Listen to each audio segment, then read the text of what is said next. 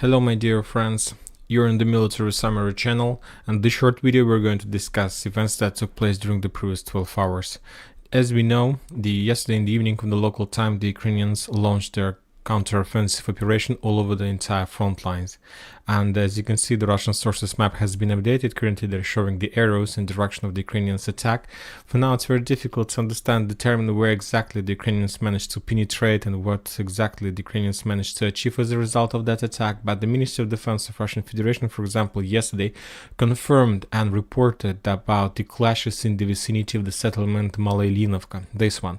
So probably the Ukrainians were able to at least to push the Russians in this area back right to the positions of Yahidne and Berkhovka. So as we discussed yesterday, and I told you that probably this is going to be the front line in this area. So for now, one projection have been completed.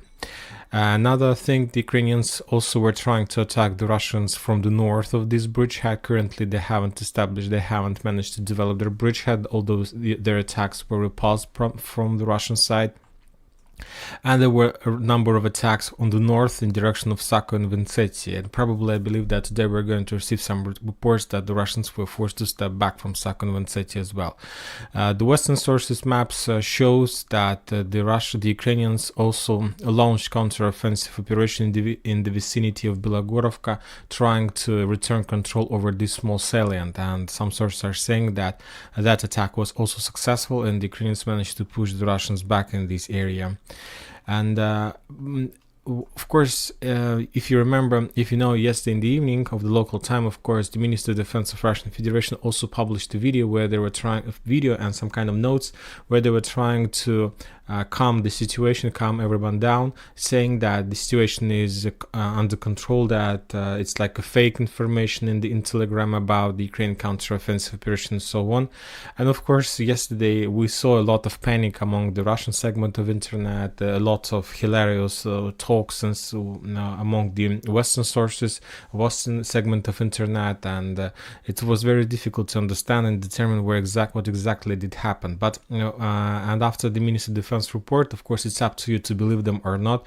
But if you ask me, my opinion, I think that the Ministry of Defense of Russian Federation, first of all, was trying to prevent the situation and not to allow the repeat of situation that took place in Kharkiv in the previous year when the Ukrainians launched the counter-offensive operation, and when there was so many panic about Balaklia, Izium. Of course, the Russians were forced to stop back there, but panic made its job, obviously.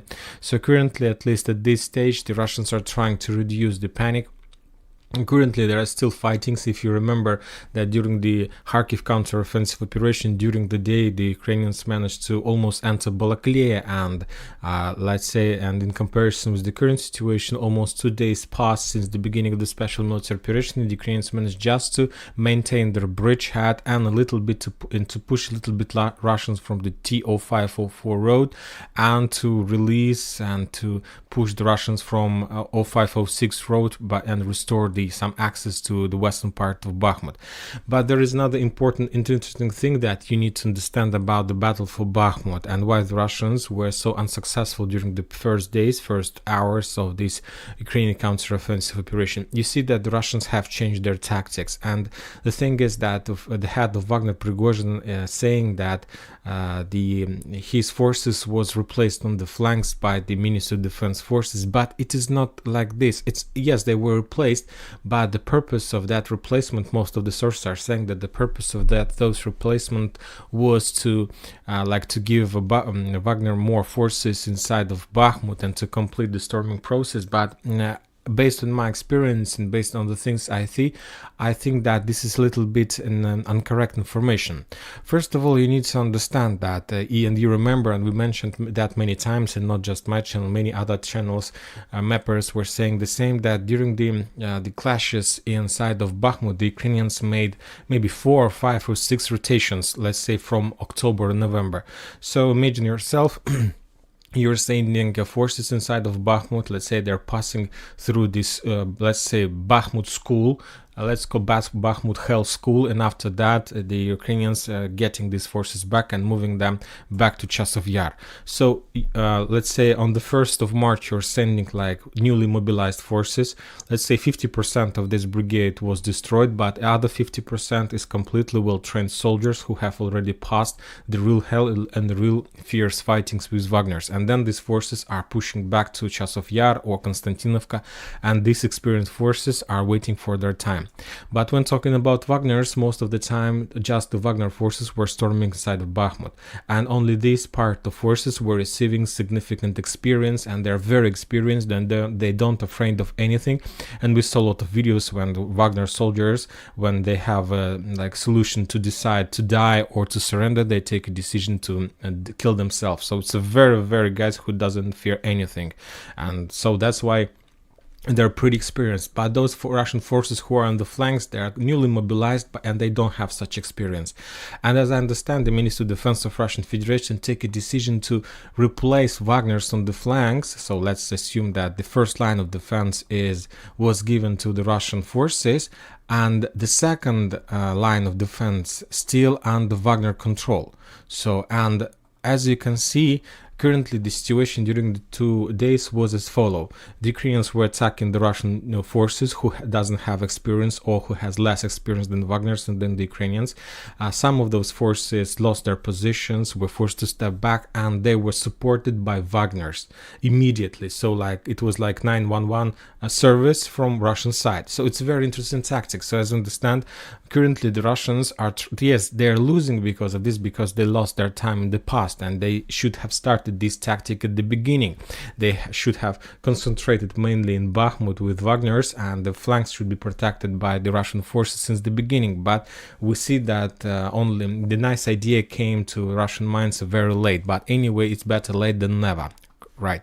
So currently this is the situation in Bakhmut. We'll follow the situation during the day. I believe that there are going to be more improvements. Furthermore, I believe that today we're going to receive more updates about these clashes in the Nest fortification in this area, probably, and very likely that the Russians are going to establish control over this part of Bakhmut, and then we're going to see the clashes for the final two blocks like Domino and Constructor, and of course Olympic School and the territory on the north of this fortification. We'll see.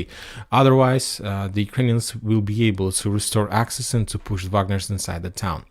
Interesting updates are coming the second day in a row from Avdiivka, and currently the Russians, as we discussed yesterday, reached the outskirts of this town all over the front line. So currently this area is under Russian complete control, and I expect that the Russians will start pushing inside of Avdiivka from many sides, trying to encircle the Ukrainian forces in this area, and probably we are going to see this very soon. And from this perspective, to defend Avdiivka is very difficult, because Avdiivka reminds me at least Solidar, but when the Russians were storming and fighting for Solidar, they were attacking, let's say, from the southeast area of Solidar, so that's why it was very difficult to attack. But as soon as the Russians managed to penetrate Yahidne, let's say, assume that Yahidne is located somewhere in Vasilievka, then the Russians were able to establish control over Solidar within the months. So probably Avdiivka reminds me Solidar, and I don't see any possibility from the Ukrainian side to hold this town for a very long time, because of like very bad position and very difficult position to defend this area. Also, the Russians are saying that during the previous night they made a massive missile attack all over the combat line, and very interesting update is coming from Kherson. One more time, the Ukrainians during the previous day were moving like hundreds of trucks, dozens of trucks, so fully loaded with ammo, weapon, manpower to the east bank of the river.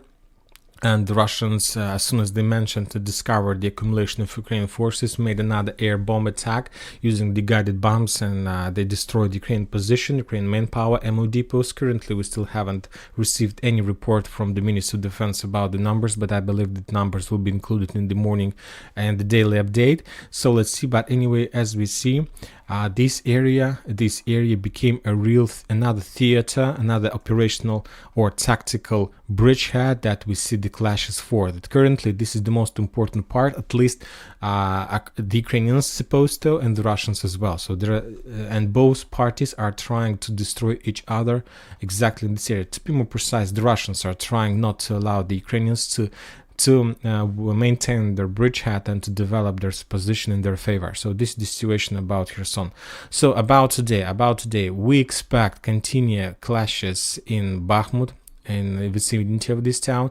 We will see continued clashes in the south of Bilogorovka, and special unit Akhmat should have arrived or should arrive today in this area and will replace some force or will help them to continue offensive operation. And we are going to expect some activation in Avdiivka as well. Probably there are going to be more clashes and more storming operation. And that's it for this short video. Military Summary channel reminds you to condemn any violence in Ukraine. Thank you for watching. Subscribe to my channel, put your likes, and join my Patreon. Have a good day. Bye bye.